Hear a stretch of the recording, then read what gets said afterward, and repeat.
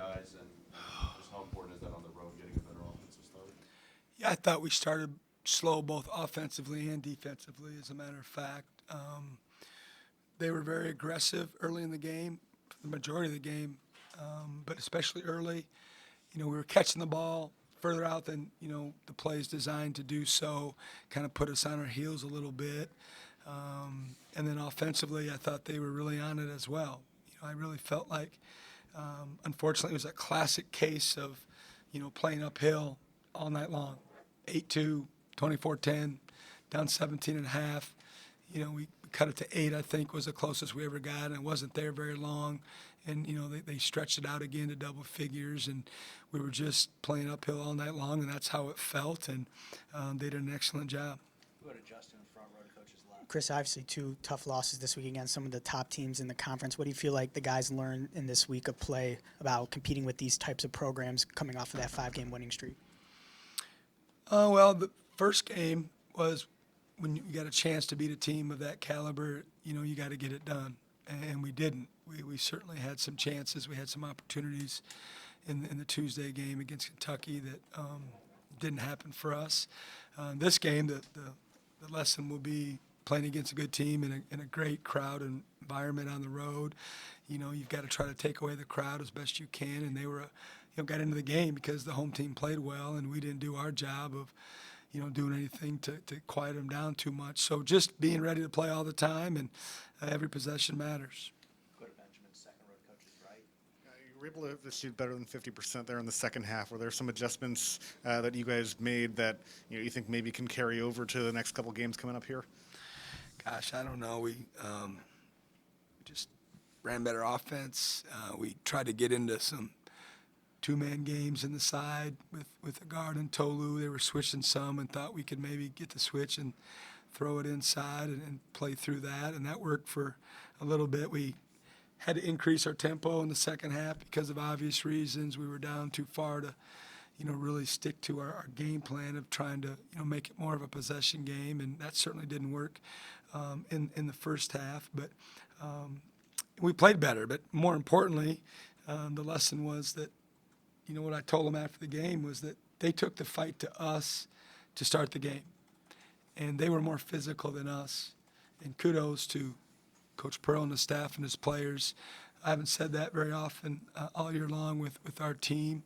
But I told them the truth. We always tell them the truth. And that was the truth, that they took the fight to us. And, that can't be the case, that the way our team is put together and the way our roster is constructed. And I got to take some of the blame. We've been playing a certain ball screen coverage the last 2 or 3 games prior to this one, and we actually switched it back to how we played against Auburn when we beat them at home, and it wasn't as aggressive. And they took advantage of it in the second half. We switched to what we'd been doing recently to be more aggressive, and that helped us on defense as well. We'll go back to Steph in the middle, second row. Chris, we saw you guys obviously, respond from that 3-6 start, in SEC play to have the winning streak. How much do you feel like that experience, gives you the trust in your players to kind of be able to flush this week as you go into an important 2-game stretch to close the regular season? Well, we'll find out shortly. Doesn't matter what I think or what I think will happen. We got 2 more games before we head to Nashville, and obviously we've been talking back home about, the 40-minute game, in the season. Like, we're in the last 5 minutes of our game, if you use the analogy of our season, and the opportunities, go away quickly, and we've got to win some games. We've got to win some games. That's the bottom line, and obviously the last 4 games of our SEC schedule is like the first 4. It's tough. They're great opportunities, but if you don't take advantage of them, they're just lost opportunities. A couple more, we'll go back to Justin. Chris, going off of that, just how important is regaining some of that momentum in this last week before postseason play starts for you guys? Yeah, I'm not too concerned about momentum heading into postseason play. I'm just more concerned of winning basketball games. That's kind of where we're at. Each game is very, very important. It's crucial to where we're at and where we're trying to do and what our goals are for the season. And our whole focus will just be on, trying to get ready for Wednesday. Steph, wrap us up. No secret that Josh is obviously at the top of, a lot of team scouting reports at this point, of the season. How have you kind of felt that he's handled different defenses and different pressures that he's seen, especially a team like Auburn that's playing him for a second time? They obviously were giving him a ton of attention.